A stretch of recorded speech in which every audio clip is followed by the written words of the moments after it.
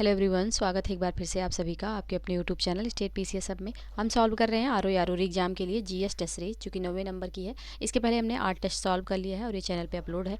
इसके वीडियो जो है यूट्यूब चैनल पर, और जो पीडीएफ है यह हमारे टेलीग्राम चैनल पर अपलोड है। टेलीग्राम चैनल का लिंक इस वीडियो के डिस्क्रिप्शन बॉक्स में हमने दे दिया है, वहाँ से आप जो टेलीग्राम ज्वाइन कर लीजिए ताकि ये पीडीएफ प्राप्त कर सकें। और आप लोगों को पता ही होगा कि आरओ और यूपीपीसीएस वनडे वन शिफ्ट के लिए आंदोलन हो रहा है। और कल ऐसा था कि बहुत सारी न्यूज़ आ रही थी कि बात बनेगी, कुछ होगा, बट कुछ नहीं हुआ। अंदर बुलाने का एक ड्रामा चल रहा था, जो कि उसमें कुछ भी हाथ नहीं लगा। तो अब परिस्थितियां तो बहुत विषम हैं। आप लोग आंदोलन से जुड़े रहिए, अगर आप प्रत्यक्ष रूप से हैं तो भी, और ऑनलाइन मोड में हैं तो भी। बाकी जो होगा देखा जाएगा। तो हम ये टेस्ट सॉल्व करते हैं।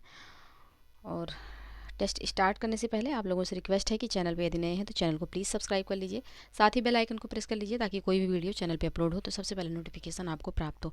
वीडियो को लाइक एवं शेयर करना ना भूलिएगा। तो चलिए स्टार्ट करते हैं अपना ये टेस्ट सीरीज। तो यहाँ पे पहला प्रश्न है कि भारत की पहली चालक रहित मेट्रो ट्रेन किस शहर को मिलने वाली है? मुंबई, बेंगलुरु, दिल्ली, कोलकाता। तो इसका जो सही आंसर हो जाएगा यह हो जाएगा बेंगलुरु। ऑप्शन बी यहाँ पे बिल्कुल सही आंसर। तो भारत की चालक रहित मेट्रो ट्रेन प्रणाली का नेतृत्व करने के लिए बेंगलुरु को चुना गया है। Bengaluru metro rail corporation limited यानी कि BMRCL एलो लाइन पर सुरक्षित और कुशल संचालन सुनिश्चित करने के लिए संचार आधारित ट्रेन नियंत्रण, CBTC और आर्टिफिशियल इंटेलिजेंस यानी कि AI एकीकरण जैसी उन्नत तकनीकों का उपयोग करते हुए इस परियोजना को कार्यान्वित कर रहा है। तो ऑप्शन बी यहाँ पे बिल्कुल सही आंसर हो जाएगा। नेक्स्ट प्रश्न है, गंतव्य शादियों को प्रोत्साहित करने के लिए प्रधानमंत्री ने किस शहर में बेड इन इंडिया मिशन की शुरुआत की है? नई दिल्ली, मुंबई, श्रीनगर या फिर जयपुर। तो इसका जो सही आंसर हो जाएगा यह हो जाएगा श्रीनगर। ऑप्शन सी यहाँ पे सही आंसर हो जाएगा। प्रधानमंत्री ने श्रीनगर में एक रैली के दौरान मिशन बेड इन इंडिया की शुरुआत की और लोगों से अपने विवाह स्थल के रूप में भारत, विशेष रूप से जम्मू कश्मीर को चुनने का आग्रह किया। इस पहल का उद्देश्य पर्यटन को बढ़ावा देना, आर्थिक विकास को बढ़ावा देना और विश्व स्तर पर भारत की सांस्कृतिक समृद्धि को प्रदर्शित करना है। तो ऑप्शन सी यहाँ पे बिल्कुल सही आंसर हो जाएगा। नेक्स्ट प्रश्न है आपका, मिस वर्ल्ड 2024 की विजेता क्रिस्टीना पिस्कोवा ने किस देश का प्रतिनिधित्व किया? चेक रिपब्लिक, पोलैंड, लेबनान या फिर त्रिनिदाद और टोबैगो। तो इसका जो सही आंसर हो जाएगा यह हो जाएगा ऑप्शन ए, चेक रिपब्लिक का इन्होंने प्रतिनिधित्व किया। ऑप्शन ए यहाँ पे सही आंसर हो जाएगा। तो क्रिस्टीना पिस्कोवा ने मिस वर्ल्ड 2024 के विजेता के रूप में चेक गणराज्य का जो है प्रतिनिधित्व किया है। ऑप्शन ए यहाँ पे बिल्कुल सही आंसर हो जाएगा। नेक्स्ट प्रश्न है, पहला जनरेटिव AI शिक्षक आइरिस किस भारतीय राज्य में एक स्कूल में पेश किया गया? तमिलनाडु, कर्नाटक, महाराष्ट्र या फिर केरल। तो इसका जो सही आंसर हो जाएगा यह हो जाएगा ऑप्शन डी, केरल में। ऑप्शन डी यहाँ पे सही आंसर हो जाएगा। तो आइरिस पहला जेनेरिक AI शिक्षक केरल के तिरुवनंतपुरम में KTCT हायर सेकेंडरी स्कूल में पेश किया गया। यह पहल शैक्षिक प्रौद्योगिकी में एक महत्वपूर्ण मील का पत्थर है, जिससे केरल के शैक्षणिक संस्थानों में सीखना अधिक इंटरैक्टिव और सुलभ हो गया। तो ऑप्शन डी यहाँ पे सही आंसर हो जाएगा। नेक्स्ट प्रश्न है, कौन सा भारतीय राज्य पहला सरकारी स्वामित्व वाला OTT प्लेटफॉर्म लॉन्च करने के लिए तैयार है? केरल, महाराष्ट्र, कर्नाटक या फिर तमिलनाडु। तो इसका जो सही आंसर हो जाएगा यह हो जाएगा आपका केरल। ऑप्शन ए यहाँ पे, ऑप्शन ए बिल्कुल सही आंसर हो जाएगा, केरल यहाँ पे सही आंसर होगा। तो केरल भारत का पहला सरकारी स्वामित्व वाला OTT प्लेटफॉर्म सी स्पेस लॉन्च करने के लिए तैयार है।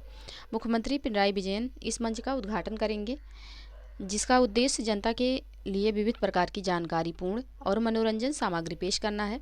यह पहल डिजिटल प्लेटफॉर्म के माध्यम से अपने क्षेत्रीय सिनेमा और संस्कृत के बढ़ावा देने की केरल की प्रतिबद्धता को दर्शाती है। तो ऑप्शन ए यहाँ पे सही आंसर हो जाएगा। नेक्स्ट प्रश्न है, भारत किस देश के तटरक्षक बल के साथ सी डिफेंडर्स 2024 अभ्यास आयोजित कर रहा है? Australia, Japan, USA, France. तो इसका जो सही आंसर हो जाएगा यह हो जाएगा option C, USA। Option C यहाँ पे सही आंसर हो जाएगा। तो भारत USA कोस्ट गार्ड के साथ सी डिफेंडर्स 2024 अभ्यास आयोजित कर रहा है। संयुक्त अभ्यास में भारत और अमेरिका तटरक्षकों के बीच व्यापक बातचीत, प्रशिक्षण और सहयोगात्मक उपाय शामिल है और यह पोर्ट ब्लेयर के तट पर होने वाला है। तो ऑप्शन यहाँ पे सी इसका सही आंसर हो जाएगा। नेक्स्ट प्रश्न है, विज्ञान में लैंगिक असमानता को संबोधित करने के लिए किस संगठन ने सी रिसर्च नेटवर्क इन इंडिया की शुरुआत की है? विज्ञान एवं प्रौद्योगिकी विभाग, यूजीसी, यूनेस्को या फिर डब्ल्यूएचओ। तो इसका जो सही आंसर हो जाएगा यह हो जाएगा यूजीसी। ऑप्शन बी यहाँ पे सही आंसर हो जाएगा। विश्वविद्यालय अनुदान आयोग यानी कि यूजीसी ने अपने सूचना और पुस्तकालय नेटवर्क केंद्र के माध्यम से भारत में सी रिसर्च नेटवर्क की शुरुआत की। इस पहल का उद्देश्य महिला वैज्ञानिकों और संकाय सदस्यों के समान प्रतिनिधित्व को बढ़ावा देना, रूढ़िवादिता को चुनौती देना और विज्ञान के क्षेत्र में महिलाओं को सशक्त बनाना है। तो ऑप्शन बी यहाँ पे सही आंसर हो जाएगा। नेक्स्ट प्रश्न है, डीआरडीओ द्वारा MIRV तकनीक के साथ स्थानीय रूप से विकसित अग्नि-5 मिसाइल के सफल प्रथम उड़ान परीक्षण का कोड नाम क्या था? मिशन दिव्यास्त्र, ऑपरेशन शक्ति, प्रोजेक्ट विश्वकर्मा या फिर ऑपरेशन सूर्या। तो इसका जो सही आंसर हो जाएगा यह हो जाएगा मिशन दिव्यास्त्र। ऑप्शन ए यहाँ पे सही आंसर होगा। तो परीक्षण को मिशन दिव्यास्त्र नाम दिया गया था, जो इनके रणनीतिक महत्व और भारत की रक्षा के उन्नत क्षमताओं को दर्शाता है। यह कोड नेम भारत की मिसाइल प्रौद्योगिकी और निवारक क्षमताओं को बढ़ाने में परीक्षण के महत्व को दर्शाता है। तो ऑप्शन ए यहाँ पे बिल्कुल सही आंसर हो जाएगा। नेक्स्ट प्रश्न है, रिकेन यामामोटो ने किस क्षेत्र में 2024 प्रतिशत पुरस्कार जीता? साहित्य, वास्तुकला, भौतिक या फिर अर्थशास्त्र। तो इसका जो सही आंसर हो जाएगा यह हो जाएगा वास्तुकला में। ऑप्शन बी यहाँ पे सही आंसर होगा। तो 2024 प्रतिशत आर्किटेक्चर पुरस्कार जीतने में रिकेन यामामोटो को उपलब्धि इस क्षेत्र में उनके असाधारण योगदान को रेखांकित करती है। यह पुरस्कार, जिसे अक्सर वास्तुकला में सर्वोच्च पुरस्कार माना जाता है, यामामोटो के अभिनव डिजाइनों पर प्रकाश डालता है, जो समुदाय को प्राथमिकता देते हैं, सार्वजनिक और निजी स्थानों का मिश्रण करते हैं और पारंपरिक आवास शैलियों से प्रेरणा लेते हैं। उनका काम वास्तुशिल्प सिद्धांतों की गहरी समझ और डिजाइन के माध्यम से सामाजिक कल्याण को बढ़ाने की प्रतिबद्धता को दर्शाता है। तो ऑप्शन बी यहाँ पे सही आंसर हो जाएगा। नेक्स्ट प्रश्न है, प्रश्न संख्या 10, राष्ट्रीय अनुसूचित जाति आयोग के अध्यक्ष के रूप में किसने पदभार ग्रहण किया है? लवकुश कुमार, रमेश सिंह, दीपक पटेल या फिर किशोर मकवाना। तो इसका जो सही आंसर हो जाएगा यह हो जाएगा ऑप्शन डी, किशोर मकवाना। ऑप्शन डी यहाँ पे बिल्कुल सही आंसर हो जाएगा। तो किशोर मकवाना ने नई दिल्ली में राष्ट्रीय अनुसूचित जाति आयोग के अध्यक्ष के रूप में पदभार ग्रहण किया। उन्होंने न्याय और सामाजिक सद्भाव सुनिश्चित करते हुए अनुसूचित जाति समुदाय के हितों और अधिकारों की रक्षा के लिए अपनी प्रतिबद्धता व्यक्त की है। तो ऑप्शन डी यहाँ पे सही आंसर हो जाएगा। नेक्स्ट प्रश्न है, केंद्रीय मंत्री श्री राजीव चंद्रशेखर द्वारा भारत के पहले फ्यूचर लैब्स का उद्घाटन कहाँ किया गया? मुंबई, तिरुवनंतपुरम, बेंगलुरु या फिर हैदराबाद। तो इसका जो सही आंसर हो जाएगा यह हो जाएगा केरल के तिरुवनंतपुरम में। तो ऑप्शन बी यहाँ पे सही आंसर हो जाएगा। भारत के पहले फ्यूचर लैब्स का उद्घाटन केंद्रीय मंत्री श्री राजीव चंद्रशेखर द्वारा सीडैक तिरुवनंतपुरम में किया गया। इसे रणनीतिक इलेक्ट्रॉनिक्स के लिए सेमीकंडक्टर चिप्स और सिस्टम केंद्र नाम दिया गया है। इसका उद्देश्य अगली पीढ़ी के चिप डिजाइन और अनुसंधान को आगे बढ़ाना है, जिससे तिरुवनंतपुरम को तकनीकी संचार के केंद्र के रूप में स्थापित किया जा सके। तो ऑप्शन बी यहाँ पे सही आंसर हो जाएगा। नेक्स्ट प्रश्न है, भारतीय नौसेना का मुख्यालय नवनिर्मित नौसेना भवन कहाँ स्थित है? मुंबई, कोलकाता, दिल्ली या फिर चेन्नई। तो इसका जो सही आंसर हो जाएगा यह हो जाएगा दिल्ली में। ऑप्शन सी यहाँ पे बिल्कुल सही आंसर होगा। तो भारतीय नौसेना के लिए नवनिर्मित मुख्यालय भवन, जिसे नौसेना भवन के नाम से जाना जाता है, दिल्ली छावनी में स्थित है। नौसेना के संचालन को केंद्रीकृत करने और समन्वय बढ़ाने के लिए इस स्थान को रणनीतिक रूप से चुना गया है, जो दिल्ली में नौसेना के पहले स्वतंत्र मुख्यालय के रूप में एक महत्वपूर्ण कदम है। तो ऑप्शन सी यहाँ पे सही आंसर हो जाएगा। नेक्स्ट प्रश्न है, नवीनतम UNDP रिपोर्ट के अनुसार वैश्विक मानव विकास सूचकांक यानी कि SDI पर भारत का स्थान क्या है? 75, 78, 134 या फिर 125। तो यहाँ पे इसका जो सही आंसर हो जाएगा यह हो जाएगा 134। ऑप्शन सी में है। ऑप्शन सी यहाँ पे सही आंसर होगा। तो 2023-24 के लिए नवीनतम UNDP रिपोर्ट के वैश्विक मानव विकास सूचकांक पर भारत 193 देशों में से 143वें स्थान, भारत 193 देशों में से 134वें स्थान पर है, जो इसे भूटान जो कि 125 और बांग्लादेश 129 देशों से नीचे रखता है। तो ऑप्शन सी यहाँ पे सही आंसर हो जाएगा। नेक्स्ट प्रश्न है, जमीनी स्तर की उद्यमशीलता को सशक्त बनाने और स्थानीय अर्थव्यवस्थाओं को बढ़ावा देने के उद्देश्य से नीति आयोग की पहल का नाम क्या है? आकांक्षी ब्लॉक कार्यक्रम, आकांक्षा लोगो, GM विंडो या फिर वोकल फॉर लोकल। तो इसका जो सही आंसर हो जाएगा यह हो जाएगा vocal for local. Option D में है। ऑप्शन डी यहाँ पे सही आंसर होगा। तो नीति आयोग की वोकल फॉर लोकल पहल जो इसके एम्पिरेशनल ब्लॉक्स प्रोग्राम के तहत शुरू की गई है। स्थानीय अर्थव्यवस्थाओं और ज़मीनी स्तर की उद्यमशीलता को बढ़ावा देने पर केंद्रित है। स्वदेशी उत्पादों के उपयोग को प्रोत्साहित करके और स्थानीय व्यवसायों का समर्थन करके इस पहल का उद्देश्य आत्मनिर्भरता बढ़ाना, सतत विकास को बढ़ावा देना और ज़मीनी स्तर पर समुदायों को सशक्त बनाना है। तो ऑप्शन डी यहाँ पे बिल्कुल सही आंसर हो जाएगा। नेक्स्ट प्रश्न है, महाराष्ट्र में अहमदनगर जिले को नया नाम क्या दिया गया है? अहीर नगर, अहिल्या नगर, अहेरी नगर या फिर अहाना नगर? तो इसका जो सही आंसर हो जाएगा यह हो जाएगा ऑप्शन बी, अहिल्या नगर। ऑप्शन बी यहाँ पे सही आंसर हो जाएगा। तो मई 2023 में मुख्यमंत्री एकनाथ शिंदे द्वारा घोषित एक प्रस्ताव के बाद महाराष्ट्र मंत्रिमंडल ने 18वीं सदी की मराठा रानी अहिल्याबाई होलकर के सम्मान में अहमदनगर जिले का नाम बदलकर अहिल्या नगर कर दिया गया है। तो ऑप्शन बी यहाँ पे सही आंसर हो जाएगा। नेक्स्ट प्रश्न है, किस देश ने दुनिया की पहली 3D मुद्रित मस्जिद का अनावरण किया? संयुक्त अरब अमीरात, कतर, कुवैत, सऊदी अरब? तो यहाँ पे इसका जो सही आंसर हो जाएगा यह हो जाएगा option D, Saudi Arab.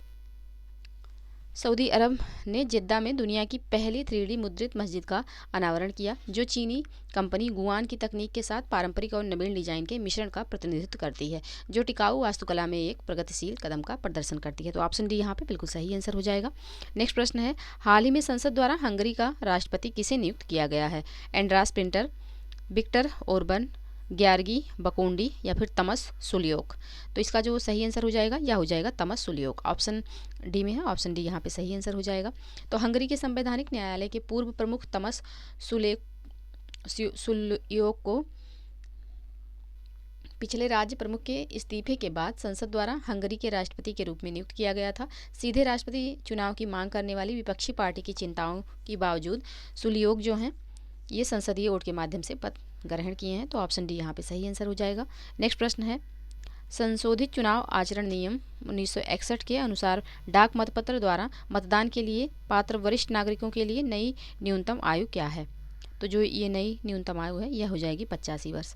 Option A यहाँ पे सही आंसर हो जाएगा। तो भारत सरकार ने डाक मतपत्र के लिए पात्र वरिष्ठ नागरिकों के लिए न्यूनतम आयु को 80 वर्ष से संशोधित कर 85 वर्ष कर दिया है। भारत निर्वाचन आयोग के परामर्श से किए गए इस बदलाव का उद्देश्य चुनाव के दौरान बुजुर्ग आबादी के अधिक सुविधा प्रदान करना है। तो ऑप्शन ए यहाँ पे सही आंसर हो जाएगा। नेक्स्ट प्रश्न है, पहली एशियाई रिवर राफ्टिंग चैंपियनशिप किस नदी पर हो रही है? गंगा नदी, सतलज नदी, ब्रह्मपुत्र नदी या फिर यमुना नदी? तो इसका जो सही आंसर हो जाएगा यह हो जाएगा ऑप्शन बी, सतलज नदी पर। एशियाई रिवर राफ्टिंग चैंपियनशिप सुन्नी क्षेत्र में बसंतपुर के पास सतलज नदी पर आयोजित की जा रही है। मुख्यमंत्री सुखविंदर सिंह सुक्खू ने साहसिक पर्यटन के प्रति सरकार की प्रतिबद्धता पर जोर देते हुए शिमला में कार्यक्रम का उद्घाटन किया। भारत के शिमला में आयोजित इस रोमांचक कार्यक्रम में अंतर्राष्ट्रीय भागीदारी का प्रदर्शन करते हुए Nepal, Bhutan, Sri Lanka, Iraq, Iran, Tajikistan, Kazakhstan और इंडोनेशिया सहित कई देशों की टीमें जो हैं भाग ले रही हैं। तो ऑप्शन बी यहाँ पे सही आंसर हो जाएगा। नेक्स्ट प्रश्न है, प्रधानमंत्री द्वारा भारत की अग्रणी अंडर वाटर मेट्रो ट्रेन सेवा का उद्घाटन कहाँ किया गया? मुंबई, केरल, कोलकाता या फिर गुजरात? तो इसका जो सही आंसर हो जाएगा यह हो जाएगा कोलकाता में। ऑप्शन सी यहाँ पे सही आंसर होगा। तो भारत की पहली अंडर वाटर मेट्रो ट्रेन सेवा का उद्घाटन प्रधानमंत्री द्वारा कोलकाता में किया गया, जो देश के बुनियादी ढांचे और शहरी विकास में एक महत्वपूर्ण मील का पत्थर है। यह under water metro route Kolkata metro के ईस्ट वेस्ट कॉरिडोर का हिस्सा है, जो हावड़ा और साल्ट लेक के बीच कनेक्टिविटी को बढ़ाता है। तो ऑप्शन सी यहाँ पे बिल्कुल सही आंसर हो जाएगा। नेक्स्ट प्रश्न है, भारत का पहला राष्ट्रीय डॉल्फिन अनुसंधान केंद्र का उद्घाटन किस शहर में किया गया? पटना, कोलकाता, दिल्ली, चेन्नई? तो इसका जो सही आंसर हो जाएगा यह हो जाएगा ऑप्शन ए, पटना में। ऑप्शन ए यहाँ पे सही आंसर होगा। तो भारत के पहले राष्ट्रीय डॉल्फिन अनुसंधान केंद्र का उद्घाटन बिहार के मुख्यमंत्री नीतीश कुमार के पटना में किया। पटना विश्वविद्यालय परिसर के भीतर गंगा नदी के तट पर स्थित यह केंद्र लुप्तप्राय गंगा डॉल्फिन आबादी को समझने और संरक्षित करने पर केंद्रित है। तो ऑप्शन ए यहाँ पे सही आंसर हो जाएगा। नेक्स्ट प्रश्न है, स्टेनलेस स्टील में भारत के पहले ग्रीन हाइड्रोजन प्लांट का उद्घाटन किस शहर में किया गया? जाजपुर, नागपुर, हिसार या फिर रायगढ़? तो इसका जो सही आंसर हो जाएगा यह हो जाएगा ऑप्शन सी, हिसार में।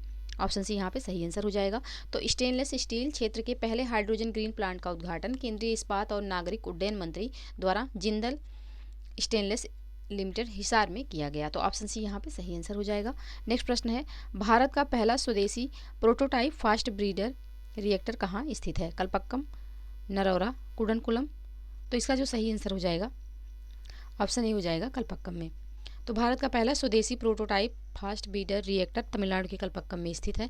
इस रिएक्टर में हाल ही में हुए कोर लोडिंग घटना से भारत के परमाणु ऊर्जा क्षेत्र में एक महत्वपूर्ण कदम उठाया, जो PFBR परियोजना के लगभग पूरा होने का संकेत देता है, जो भारत की स्वच्छ और कुशल ऊर्जा स्रोतों की खोज में एक ऐतिहासिक उपलब्धि है। तो ऑप्शन ए यहाँ पे सही आंसर हो जाएगा। नेक्स्ट प्रश्न है, हाल ही में किस देश ने यार्स अंतर महाद्वीपीय बैलिस्टिक परमाणु मिसाइल के सफल परीक्षण की घोषणा की? चीन, रूस, संयुक्त राज्य अमेरिका या फिर फ्रांस? तो इसका जो सही आंसर हो जाएगा यह हो जाएगा ऑप्शन बी, रूस ने। ऑप्शन बी यहाँ पे सही आंसर हो जाएगा। रूस के रक्षा मंत्रालय ने हाल ही में यार्स अंतर महाद्वीपीय बैलिस्टिक परमाणु मिसाइल के सफल परीक्षण की घोषणा की। यार्स मिसाइल प्रणाली, जिसे RS-24 या SS-29 के नाम से भी जाना जाता है, में कई स्वतंत्र रूप से लक्षित हथियार और 10,500 किलोमीटर तक की रेंज है, जो रूस की रणनीतिक रक्षा क्षमताओं को बढ़ाती है। तो ऑप्शन बी यहाँ पे सही आंसर हो जाएगा। नेक्स्ट प्रश्न है, BSF की पहली महिला स्नाइपर कौन है? संयुक्ता पराशर, मेरिन जोसेफ या फिर सुभाषिनी शंकरन? तो इसका जो सही आंसर हो जाएगा यह हो जाएगा जोसेफ। ऑप्शन सी यहाँ पे सही आंसर होगा। इंदौर के central school of weapons and tactics में 8 सप्ताह का स्नाइपर कोर्स पूरा करने के बाद सुमन कुमारी BSF की पहली महिला स्नाइपर बन गई हैं। उन्हें BSF में अपनी भूमिका के प्रति अपनी दक्षता और समर्पण का प्रदर्शन करते हुए पाठ्यक्रम में प्रशिक्षक ग्रेड हासिल किया है। तो यहाँ पे BSF की जो पहली महिला स्नाइपर बनी हैं वह हो जाएंगी सुमन कुमारी। ऑप्शन सी में सुमन कुमारी ऑप्शन में ही नहीं है, इसको आप लोग जानते रहिएगा, सुमन कुमारी। तो ऑप्शन सी यहाँ पे सही आंसर हो जाएगा। नेक्स्ट प्रश्न है, सूची 1 को सूची 2 से सुमेलित कीजिए तथा नीचे दिए गए कोड की सहायता से सही उत्तर का चयन कीजिए। एक तरफ संहिता है और दूसरी तरफ है विषय वर्णन।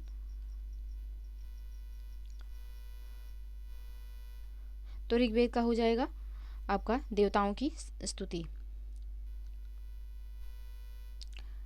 देवताओं की स्तुति हो जाएगा। सामवेद का हो जाएगा गायन और यजुर्वेद का हो जाएगा ऋचाएं एवं कर्मकांड।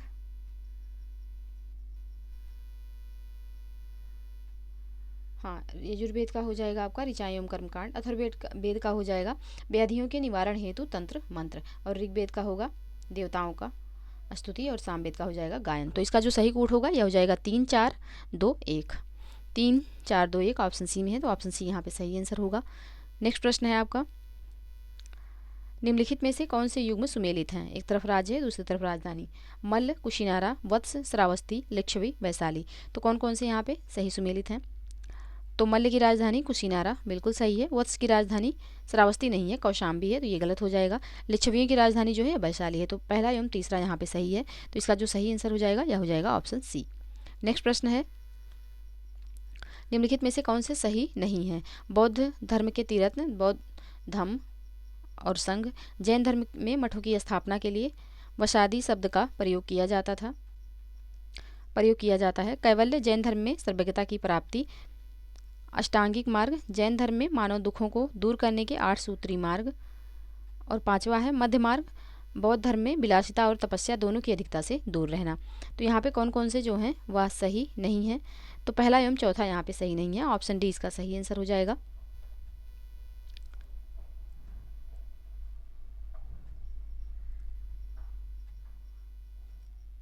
क्योंकि बौद्ध धर्म के जो तीरत्न हैं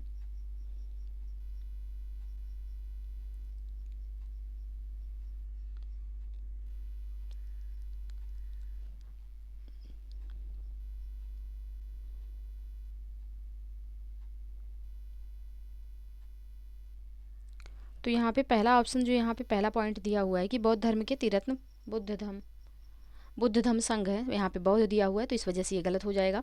और यहाँ पे जो चौथा पॉइंट है कि अष्टांगिक मार्ग जैन धर्म में मानव दुखों को दूर करने के 8 सूत्री मार्ग हैं, तो ये जैन धर्म के नहीं हैं, ये बौद्ध धर्म के हैं। तो पहला एवं चौथा यहाँ पे गलत हो जाएगा, बाकी और ऑप्शन यहाँ पे सही है। अगर यहाँ पे बुद्ध धम्म संघ दिया होता तो बौद्ध धर्म के ये तीरत्न सही होते, तो पहला एवं चौथा यहाँ पे गलत हो जाएगा। तो इसका जो सही आंसर होगा यह हो जाएगा ऑप्शन डी। नेक्स्ट प्रश्न है, मौर्य काल में अधिकारी वर्ग के संदर्भ में निम्नलिखित कथनों पर विचार कीजिए। पहला है समाहर्ता राजकीय कोषागार का संरक्षक होता था। दूसरा है सन्निधाता कर निर्धारण का सर्वोच्च अधिकारी होता था। उपयुक्त कथनों में से कौन सा सही है यहाँ? तो इसका जो सही आंसर हो जाएगा यह हो जाएगा आपका ऑप्शन डी, यानी कि ऑप्शन डी, ना तो एक और ना ही दो। तो ऑप्शन डी यहाँ पे सही आंसर हो जाएगा। समाहर्ता जो होता था यह होता था कर निर्धारण का सर्वोच्च अधिकारी। और यहाँ पे दिया हुआ है कि कोषीय राजकोषीय कोषागार का संरक्षक होता था, गलत है। और जो सन्निधाता होता था यह राजकीय कोषागार और भंडारागार का संरक्षक होता था। तो यहाँ पे दोनों अपोजिट दे दिए हैं, तो दोनों गलत हो जाएंगे। तो इसका जो सही आंसर होगा यह हो जाएगा आपका ऑप्शन डी। ऑप्शन डी यहाँ पे सही आंसर होगा। नेक्स्ट प्रश्न है, चौथी शताब्दी के दौरान उत्तरी महाराष्ट्र और विदर्भ में सातवाहन के स्थान पर स्थानीय शक्ति का उदय हुआ। यह स्थानीय शक्ति थी, तो यह स्थानीय शक्ति क्या थी? चालुक्य, कदम्ब, इक्ष्वाकु या फिर वाकाटक। तो यहाँ पे ये वाकाटक थे। ऑप्शन डी यहाँ पे सही आंसर हो जाएगा। उत्तरी महाराष्ट्र और विदर्भ में सातवाहन के स्थान पर वाकाटकों ने प्रभुत्व जमाया। यह मुख्यतः ब्राह्मण वंश था। वाकाटकों के पश्चात चालुक्यों का प्रभुत्व बढ़ा। कदम्ब तथा इक्ष्वाकु प्रायद्वीप के पूर्वी भाग पर स्थापित राजवंश थे। तो ऑप्शन डी यहाँ पे सही आंसर हो जाएगा। नेक्स्ट प्रश्न है, गुप्त काल की कर प्रणाली के संदर्भ में निम्नलिखित कथनों पर विचार कीजिए। पहला है कि इस काल में भूमि संबंधी करों की संख्या में वृद्धि हुई। दूसरा है, राज्य कर के रूप में चौथे से छठा भाग लेता था। उपयुक्त में से कौन सा कथन सही है यहाँ? तो इसका जो सही आंसर हो जाएगा आपका यह हो जाएगा ऑप्शन सी, यानी कि दोनों कथन यहाँ पे बिल्कुल सही है। ऑप्शन सी इसका सही आंसर हो जाएगा। नेक्स्ट प्रश्न है, हर्ष के राज्य के संदर्भ में निम्नलिखित कथनों पर विचार कीजिए। पहला है, यह थानेश्वर का शासक था। दूसरा है, उसने पाटलिपुत्र को अपनी राजधानी बनाया। तो यहाँ पे दूसरा कथन गलत हो जाएगा, क्योंकि हर्ष ने कन्नौज को अपनी राजधानी बनाया था, ना कि पाटलिपुत्र को। तो दूसरा गलत है, सिर्फ पहला यहाँ पे सही हो जाएगा। तो इसका जो सही आंसर होगा यह हो जाएगा ऑप्शन ए। हर्ष हरियाणा स्थित थानेश्वर का शासक था। उसने राज्य सामंतों पर भी प्रभुता स्थापित की। हर्ष ने कन्नौज को राजधानी बनाया। यहाँ से उसने चारों ओर अपना प्रभुत्व फैलाया। तो ऑप्शन ए यहाँ पे सही आंसर हो जाएगा। नेक्स्ट प्रश्न है, कथन कारण से संबंधित प्रश्न है। तो कथन है कि हमें चोलों के विषय में उनके पूर्ववर्ती राजवंशों की अपेक्षा अधिक जानकारी है। कारण है कि चोल शासकों ने मंदिरों की दीवारों पर अभिलेख उत्कीर्ण करने का चलन प्रारंभ किया, जिसमें उनकी विजयों के ऐतिहासिक विवरण दिए जाते थे। तो कौन सा यहाँ पे सही है चोल के संबंध में? तो यहाँ पे इसका जो सही आंसर हो जाएगा यह हो जाएगा ऑप्शन ए, यानी कि कथन एवं कारण दोनों सही है और कारण कथन की सही व्याख्या कर रहा है। तो ऑप्शन ए यहाँ पे सही आंसर हो जाएगा। नेक्स्ट प्रश्न है, सूची 1 को सूची 2 से सुमेलित करना है। यहाँ पे किताबुल हिंद जो है यह किसकी है? तो यह हो जाएगी अलबरूनी की। रहला जो है यह हो जाएगा इब्न बतूता का। हुमायूंनामा गुलबदन बेगम और बादशाहनामा तो लाहौरी का। तो 2, 1 और 4, 3 इसका सही कूट होगा। 2, 1, 4, 3 ऑप्शन डी में है। ऑप्शन डी यहाँ पे सही आंसर हो जाएगा। नेक्स्ट प्रश्न है, अब्दुल रज्जाक विजयनगर आया था देवराय फर्स्ट के राज्यकाल में, देवराय सेकंड के राज्यकाल में, कृष्णदेवराय के राज्यकाल में या फिर वीर विजय के राज्यकाल में? तो इसका जो सही आंसर हो जाएगा यह हो जाएगा ऑप्शन बी, देवराय सेकंड के राज्यकाल में आया था। ऑप्शन बी यहाँ पे सही आंसर हो जाएगा। तो फारसी राजदूत अब्दुल रज्जाक संगम वंश के सबसे प्रतापी शासक देवराय द्वितीय के राज्यकाल में विजयनगर आया था। यह एक फारसी विद्वान और इतिहासकार था। यह तैमूर राजवंश के शासक शाहरुख के राजदूत के रूप में विजयनगर आया था। देवराय सेकंड के शासनकाल का वर्णन इसने अपनी यात्रा वृत्तांत सदाइन व मजमा उल बहरीन में किया है। तो ऑप्शन बी यहाँ पे सही आंसर हो जाएगा। नेक्स्ट प्रश्न है, कथन कारण से संबंधित है। कथन है, खानवा का युद्ध निश्चय ही पानीपत के प्रथम युद्ध की अपेक्षा अधिक निर्णायक और महत्वपूर्ण था। कारण क्या है कि राजपूत वीर राणा सांगा निश्चय ही इब्राहिम लोदी की अपेक्षा अधिक दुर्जय शत्रु था। तो यहाँ पे कौन सा इसका सही आंसर होगा? तो इसका जो सही आंसर हो जाएगा यह हो जाएगा ऑप्शन ए। कथन और कारण दोनों सही है और कारण जो है कथन की व्याख्या कर रहा है। तो ऑप्शन यहाँ पे बिल्कुल सही आंसर हो जाएगा। तो खानवा का युद्ध 1527 में हुआ था। बाबर द्वारा राणा सांगा को पराजित किया गया था इसमें। तो ऑप्शन यहाँ पे सही आंसर हो जाएगा। नेक्स्ट प्रश्न है, सरंजामी प्रथा किससे संबंधित है? मराठा भू राजस्व प्रथा, तालुकदारी प्रथा, कुतुबशाही प्रशासन या फिर उपयुक्त में से कोई नहीं? तो इसका जो सही आंसर हो जाएगा यह हो जाएगा मराठा भू राजस्व प्रथा से संबंधित थी सरंजामी प्रथा। ऑप्शन यहाँ पे सही आंसर हो जाएगा। सरंजामी प्रथा की शुरुआत मराठा काल में राजा राम द्वारा की गई थी। यह प्रथा भू राजस्व प्रणाली से संबंधित था। इस प्रथा के तहत मराठा सरदारों द्वारा विजित प्रदेशों में शासन करने की इजाज़त प्राप्त हुई। तो ऑप्शन ए यहाँ पे सही आंसर हो जाएगा। नेक्स्ट प्रश्न है आपका, केरल के राजा मार्तंड वर्मा के बारे में निम्नलिखित में से कौन सा एक सत्य नहीं है? कौन सा एक कथन जो है यहाँ पे सत्य नहीं है? तो यहाँ पे जो दिया है कि उसने शांति बनाए रखने के लिए यूरोपीय अधिकारियों को भारी रिश्वतें दी, यह कथन यहाँ पे केरल के राजा मार्तंड वर्मा के बारे में सही नहीं है। तो ऑप्शन सी यहाँ पे सही आंसर हो जाएगा, क्योंकि राजा मार्तंड वर्मा ने त्रावणकोर पर शासन किया तथा उन्होंने सामंतों के दमन द्वारा अपने राज्य का विस्तार किया था। मार्तंड वर्मा ने आधुनिक सेना का गठन करके फ्रांसीसी सेना को पराजित किया था। तो ऑप्शन सी यहाँ पे सही आंसर हो जाएगा। नेक्स्ट प्रश्न है, सिखों के संदर्भ में निम्नलिखित कथनों पर विचार कीजिए। पहला कथन है, सिख धर्म की शुरुआत गुरु नानक ने की। दूसरा है, सिखों को लड़ाकू समुदाय के रूप में बदलने का काम गुरु हरगोविंद ने शुरू किया। तीसरा पॉइंट है, अपने आखिरी गुरु गोविंद सिंह के नेतृत्व में सिख एक राजनीतिक और फौजी ताकत बने। उपयुक्त कथनों में से कौन से कथन सही हैं? तो यहाँ पे जो है तीनों कथन सही हैं सिख धर्म के बारे में। ऑप्शन डी यहाँ पे सही आंसर हो जाएगा। नेक्स्ट प्रश्न है, निम्नलिखित कथनों पर विचार कीजिए। पहला कथन है, अंग्रेजों ने बंबई को फ्रांसीसियों से प्राप्त किया। दूसरा कथन है, अंग्रेजों ने दक्षिण भारत में अपनी पहली फैक्ट्री कोचीन में स्थापित की। कौन सा कथन यहाँ पे सही है? तो इसका जो सही आंसर हो जाएगा यह हो जाएगा ऑप्शन डी, ना तो एक और ना ही दो। ऑप्शन डी यहाँ पे सही आंसर होगा, क्योंकि अंग्रेजों ने बंबई जो है यह पुर्तगालियों से प्राप्त की थी, ना कि फ्रांसीसियों से। तो पहला कथन यहाँ पे गलत हो जाएगा। और अंग्रेजों ने दक्षिण में अपनी पहली फैक्ट्री जो है यह मछलीपट्टनम में खोली थी 1611 में, ना कि कोचीन में। तो दोनों कथन यहाँ पे गलत हो जाएंगे। तो इसका जो सही आंसर हो जाएगा यह हो जाएगा ऑप्शन डी। नेक्स्ट प्रश्न है, प्लासी के युद्ध के बाद ईस्ट इंडिया कंपनी को भारत के किन क्षेत्रों में मुक्त व्यापार का निर्विवाद अधिकार प्राप्त हुआ? पहला पॉइंट है, बंगाल,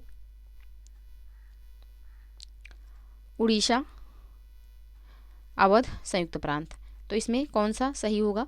तो इसका जो सही आंसर हो जाएगा यह हो जाएगा ऑप्शन ए, यानी कि बंगाल और उड़ीसा से इन्हें प्राप्त हुआ। ऑप्शन ए यहाँ पे सही आंसर हो जाएगा। तो प्लासी के युद्ध के बाद अंग्रेजों ने मीर जाफर को बंगाल का नवाब घोषित किया और उसके बाद कंपनी को बंगाल, बिहार और उड़ीसा में मुक्त व्यापार का निर्विवाद अधिकार मिल गया। कंपनी को कलकत्ता के पास जो है या 24 परगना की जमींदारी भी प्राप्त हुई। तो ऑप्शन ए यहाँ पे सही आंसर हो जाएगा। नेक्स्ट प्रश्न है, किस आयोग समिति ने धन के निर्गमन के मुद्दे पर दादा भाई नौरोजी से प्रश्न किया था? मेस्टन समिति, लेटन समिति, दत्ता समिति या फिर बेल्वी समिति? तो यहाँ पे इसका जो सही आंसर हो जाएगा यह हो जाएगा ऑप्शन डी, बेल्वी समिति। तो मेस्टन समिति जो थी यह राजस्व से संबंधित थी। लेटन समिति ने केंद्र व प्रांत की सरकारों के मध्य राजस्व विभाजन के मुद्दे पर विचार किया। और दत्ता समिति जो थी यह कीमतों के उतार चढ़ाव पर विचार किया इसने। और बेल्वी समिति जो थी यह धन के निष्कासन के मुद्दे पर दादा भाई नौरोजी से बहस की थी। तो ऑप्शन डी यहाँ पे सही आंसर हो जाएगा। नेक्स्ट प्रश्न है, निम्नलिखित युग्मों पर विचार कीजिए। भू राजस्व नीति और वर्ष दिया हुआ है। अस्थायी बंदोबस्त 1793, रैयतवाड़ी व्यवस्था 1840, महलवाड़ी व्यवस्था 1822। तो यहाँ पे उपयुक्त युग्मों में से कौन सा सही सुमेलित नहीं है? तो यहाँ पे अस्थायी बंदोबस्त 1793 बिल्कुल सही है। रैयतवाड़ी व्यवस्था 1840 नहीं, 1820 का होगा, 1820। और महलवाड़ी जो है 1822, ये बिल्कुल सही है। तो यहाँ पे पहला एवं तीसरा जो है यह सही सुमेलित है।